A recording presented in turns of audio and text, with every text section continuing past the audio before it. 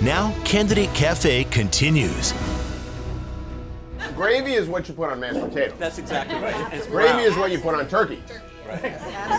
Sauce is what you put on pasta. Presidential candidates never know what kind of debates they'll encounter in New Hampshire. I usually get, is it Patrick Duvall or Duvall Patrick? Yeah. But their softer side comes through in the small gatherings at our Candidate Cafe.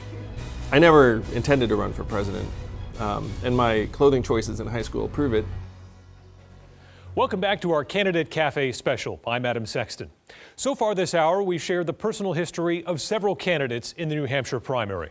Up next, someone who has made a name for himself by focusing on the future. It's no surprise that when our undecided voters met Andrew Yang at the airport diner, the discussion quickly turned to technology.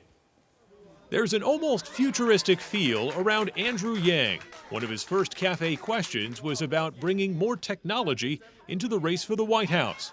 We're thinking about using 3D holograms. Have you used that today to be in Portsmouth and here at the same time that you practice? The son of immigrants who achieved the American dream, Yang says his parents are his heroes. My father grew up on a peanut farm in Asia with no floor. And when I visited his childhood home, I was like, no way. Looking around this farming village, and I was like, how the heck did you go from here to... So then my father ended up getting his PhD in physics from Berkeley, where he met my mom. So that's like an incredible ascent in one generation, because he went from the peanut farm to generating 65 US patents for GE and IBM. And I asked him when I was a teenager. When I was a teenager, I thought everyone's dad had a PhD, and I learned the hard way that was not true. I was like, it's like, what's your dad's PhD? And then someone I'm like, oh no. Yang's parents worked hard to send him to one of the best schools in the country, Phillips Exeter Academy, right here in New Hampshire. He didn't exactly enjoy the experience and admitted as much when he gave a speech to students there earlier this year. And then the student body erupted into applause, and I was like, whoa, that's not the reaction I was going for. So I spent a lot of time here in New Hampshire. I came of age here. I went to college at Brown, which is not that far away. I grew up in upstate New York, so I consider myself a New England product. For the younger Yang, one escape was music and attending concerts. How many of you saw the video of me crowd surfing that went out a month or so ago? All right, so here's the thing. It was not my first time crowd surfing. Because when I was a teenager, I'd go to these concerts, and then sometimes I would end up on top of the crowd. So I remember I grabbed Morrissey's wrist at one concert. I don't know if you guys know who Morrissey is. So that was a crowd surfing experience. You don't wash your hands? I washed it later that night. Probably my favorite concert was U2 in Saratoga Springs. Saw them during the, it was the Zooropa tour, I believe. It's like in the 90s. But I saw most of like the 90s canon in concert. So I saw, this was my canon, so you can judge, whatever, it's fine. So it was like U2, The Cure, Depeche Mode. I went to the first 3 Lollapaloozas, so I saw like all of that stuff.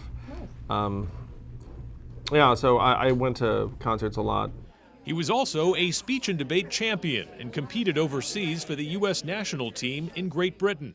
But I was not paired up with another American. What happened was you got divided up, and so I believe it was me and a Canadian debater against 2 British debaters, and then we were given a government policy proposal. It might have been like the legalization of certain drugs or something along those lines. And then we had like a little bit of time to prepare, and then there was like a sequence where it's like one person would be for it, and then there'd be like the anti, and then you'd rebut.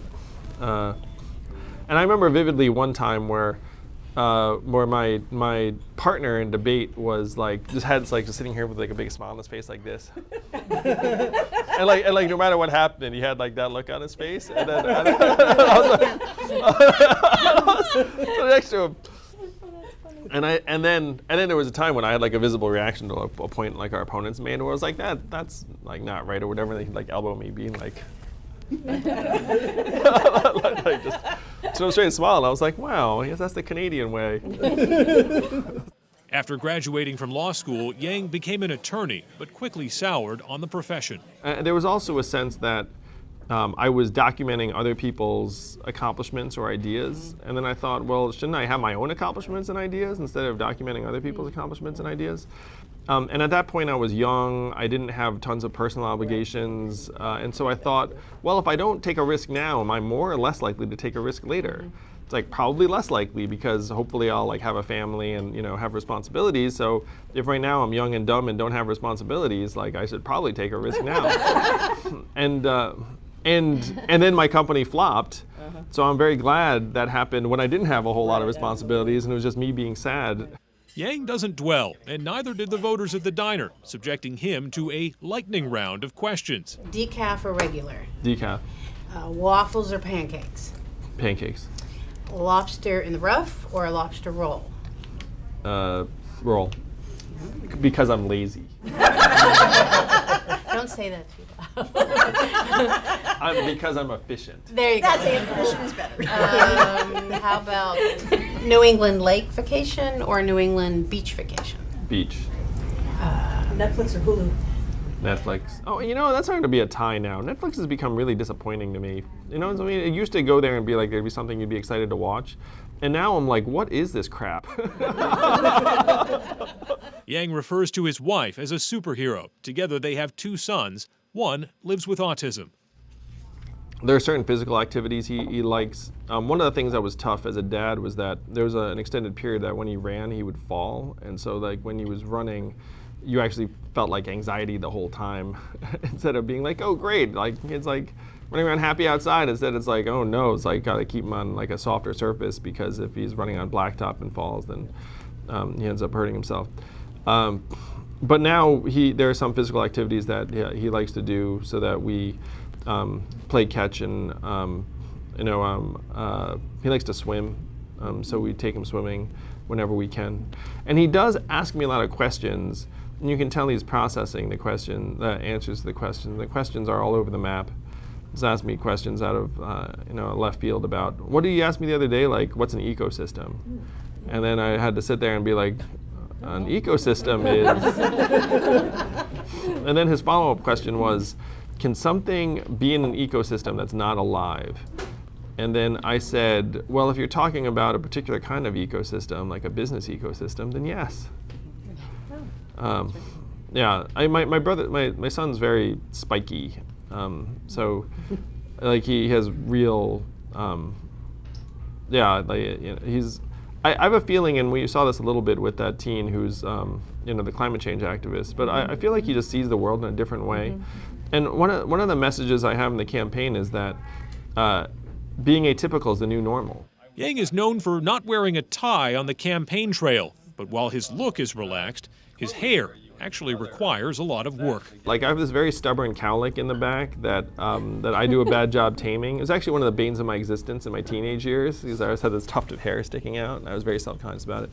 So now, even now, like I'll go out. Sure. So I think one irritating thing about me for the campaign team is like they'll like sigh, and then one of them has to like try and like smush my hair down. All right, we have some of our Candidate Cafe regulars with us here to talk about this experience and what they've been able to see in this format, sitting down for breakfast and lunch with some of these folks who want that highest office in the land. We have Lynn Healy, Rich Bruno, Carolyn Morrill, and Leonard Morrill. Thank you so much for joining us and doing this. And let's start with you, Lynn. What is it about being able to sit down over a meal with these people that brings out something different?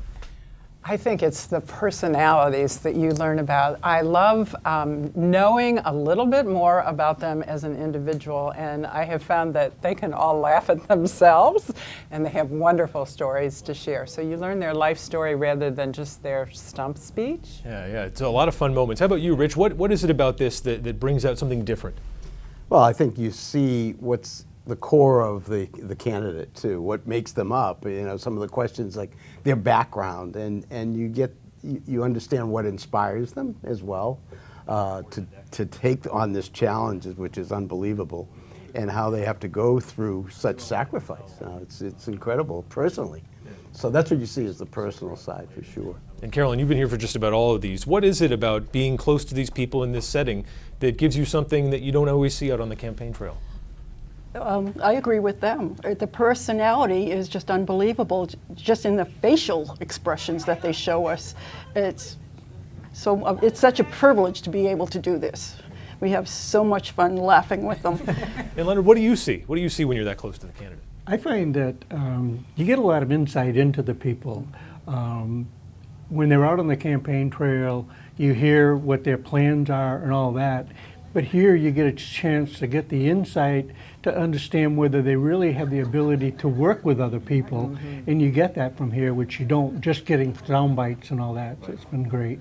Well, then how about a moment? What stands out to you from these many meals? A moment. I think probably just hearing their stories, their backgrounds, and learning just a little bit more about where they came from, some of the things they had to do in order to be where they are now.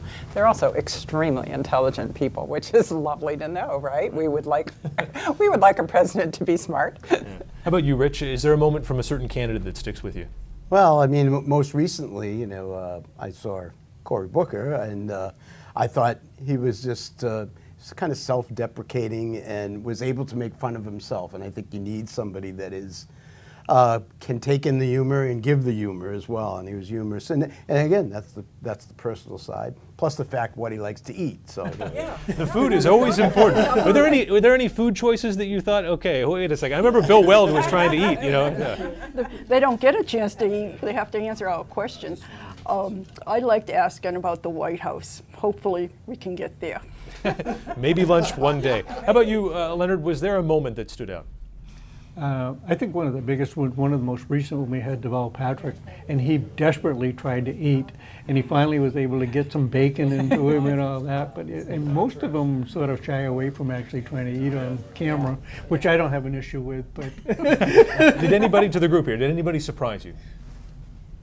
John Delaney, who I knew nothing about when he was here. I thought, again, there was a man that was self-made man, made a lot of sacrifices to get to where he was in life, and then he's taking on a huge challenge, and he's got a family that's sacrificing for them. So I think that they are really legitimately concerned about the direction of the country. We invited the major Democratic Party candidates actively campaigning in New Hampshire to join us for our Cafe series. Joe Biden, Elizabeth Warren, and Tom Steyer were the only ones to turn down that invitation. President Trump's campaign did not respond to our request. Those who did attend included one of the major Republican candidates taking on President Trump in the primary. Coming up, why former Massachusetts Governor Bill Weld thinks his past experience as a federal prosecutor is helping him in this campaign. And Bernie Sanders says his brief foray into the world of music is something he'll never forget, although those listening may want to.